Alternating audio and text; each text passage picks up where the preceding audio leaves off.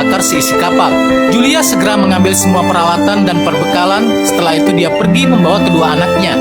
Di saat ketiganya sedang meratapi kematian Tom, tiba-tiba pria tadi keluar dari dalam kapal. Lalu tidak berpikir panjang, Julia, Ben, dan Casey pun berlari sekencang mungkin tepat saat kapal itu meledak.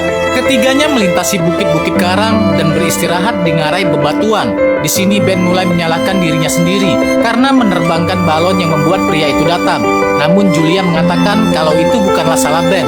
Tetapi karena pria itu masih mengikuti mereka, Julia pun mendesak Ben untuk melanjutkan pelarian mereka. Singkat cerita, mereka melewati ratusan tong berisi limbah beracun. Mereka juga melewati tumpukan sampah lautan yang berkumpul di atas bukit bebatuan. Di sini juga mereka menemukan bangkai pesawat yang dulunya tenggelam di dasar laut. Karena situasi mereka sudah cukup aman, mereka pun menggunakan bangkai pesawat ini sebagai tempat untuk beristirahat. Di sini Julia mulai menceritakan kepada kedua anaknya bagaimana dirinya bertemu dengan Tom untuk pertama kalinya. Jadi waktu itu Julia diminta untuk menangani pasien yang terkena penyakit dekompresi setelah gagal menyelam. Pasien itu adalah Tom. Lalu setelah dirawat beberapa hari oleh Julia, Tom mulai jatuh cinta dengan Julia, sehingga jadilah Casey dan Ben.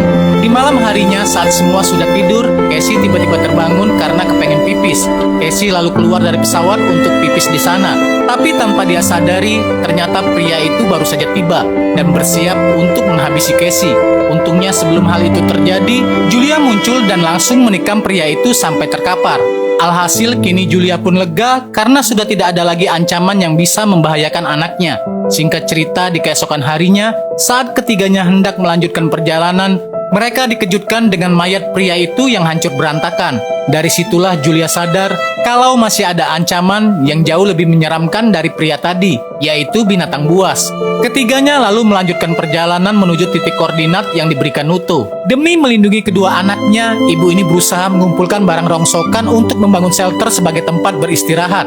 Setelah shelter jadi, Julia kemudian menyuntik Ben dengan vaksin. Karena sebelumnya Ben yang merasa sangat haus, meminum genangan air asin yang penuh dengan bangkai ikan.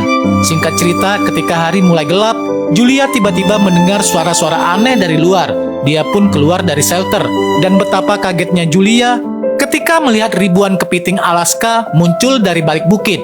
Julia pun langsung mengajak anaknya dan lari sekencang mungkin dari kejaran kepiting tersebut. Selama pelariannya, mereka melihat sebuah kapal barang besar, di mana ternyata ada beberapa orang yang masih selamat.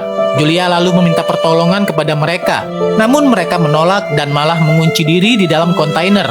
Alhasil, Julia, Casey, dan Ben pun memilih menaiki kontainer. Di saat itu juga, para kepiting menemukan lubang masuk ke dalam kontainer. Mereka pun mulai masuk dan memakan semua orang yang ada di dalamnya. Sementara itu, Julia tiba-tiba pingsan akibat gigitan kepiting.